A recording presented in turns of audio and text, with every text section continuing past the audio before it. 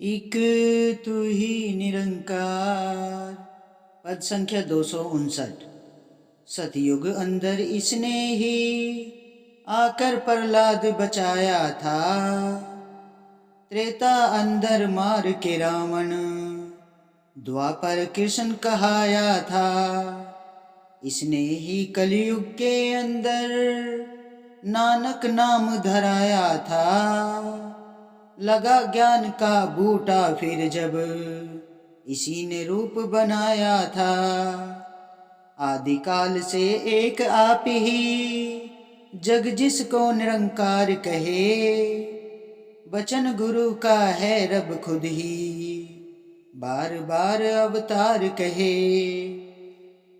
सतयुग अंदर इसने ही आकर प्रहलाद बचाया था। सासंग जी, सतयुग के अंदर ये निरंकार ही है सासंग जी, जिसने आकर प्रहलाद को बचाया था सासंग जी। और त्रेता युग के अंदर भी ये निरंकार ही था, जिसने रावण को मारा था सासंग जी। और फिर जब द्वापर युग आया था, तो द्वापर युग में कृष्ण के रूप में आया था सासंग जी, जिसने कंस का वध किया था सासंग जी। तो सासंग जी, जब जब धरती पे पाप बढ़ता है ना, तो ये निरंकार किसी न किसी अवतार में धरती पे जरूर आता है सासंग जी। ये इस अंधकार से, धरती से इस अंधकार को मिटाने के लिए, इस पाप को मिटाने के लिए किसी न किसी रूप में आता है सासंग जी। लगा ज्ञान का बूटा फिर जब इसी ने रूप बनाया था सासंग जी। जब ये ज्ञान का बूटा लगने लग गया, फिर इसी ने रूप बनाया था सासंग जी। ये निरंकार ही आता रहता है रूप बदल बदल के। आदि काल से एक आप ही जग जिसको निरंकार कहे। सासंग जी, आदि काल से ही ये आप ही है जिसको जग निरंकार कहता है सासंग जी, जिसका कोई आकार नहीं है, कोई रंग रूप नहीं है सासंग जी। वचन गुरु का है रब खुद ही। सासंग जी, ये वचन गुरु का खुद ही रब है, बार बार अवतार कहे। सासंग जी, ये खुद ही है, ये किसी न किसी रूप में आता है सासंग जी। और अब इस कलयुग के अंदर हमारे साकार रूप में सदगुरु माता जी सुदीक्षा जी महाराज के रूप में सासंग जी ये निरंकार इस धरती पे मौजूद है सासंग जी। अब हमारे सदगुरु महाराज कभी भी आराम भी नहीं करते हैं, दिन रात इस ज्ञान की प्रकाश की रोशनी को जगह जगह फैलाते हुए, भारत में भी फॉरेन कंट्री में भी सासंग जी सदगुरु महाराज तो आराम भी नहीं करता है। इंसान तो थक जाता है, संगत जाने में भी 10 बहाने सोचता है कि आज ये काम, आज वो काम है, लेकिन सदगुरु महाराज कभी नहीं थकते सासंग जी। वो तो बस जितना भी हो सके बस दिन रात लगे रहते हैं कि ये ज्ञान की रोशनी घर घर में जानी चाहिए, सबको इस सत्य का ज्ञान होना चाहिए, इस परमात्मा का ज्ञान होना चाहिए, इस निरंकार की पहचान होनी चाहिए सासंग जी।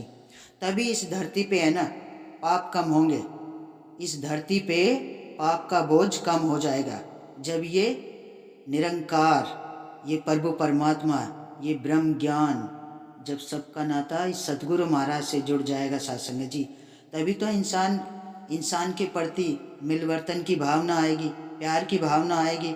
वरना तो एक दूसरे के खून पीने के लिए तैयार रहते हैं सासंग जी। भाई को भाई नहीं समझता कोई।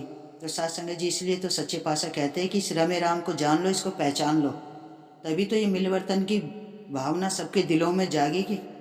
तो सदगुरु महाराज यही तो कहते हैं कि जिसके जीवन में ये सच्चे पातशाह का ये नाता जुड़ जाता है ना, ब्रह्म ज्ञान से, परमात्मा से नाता जुड़ जाता है, तो सासंग जी उसके अंदर फिर ये प्यार प्यार आ जाता है।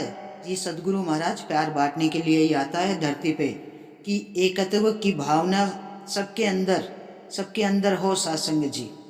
तो श्री सच्चे पातशाह यही तो कहते हैं कि इस निरंकार को जान लो, इसको पहचान लो, तभी तो सासंग जी किसी भी संत से आप कभी भी मिलोगे ना, हमेशा उसके चेहरे पे एक नूर रहता है। चेहरे से इतनी मिठास, वाणी में भी इतनी मिठास होती है, चेहरे से भी नूर छलकता है सासंग जी। क्योंकि हर किसी के, हर संत के अंदर ये परमात्मा विराजमान है सासंग जी, ये सतगुरु महाराज विराजमान है।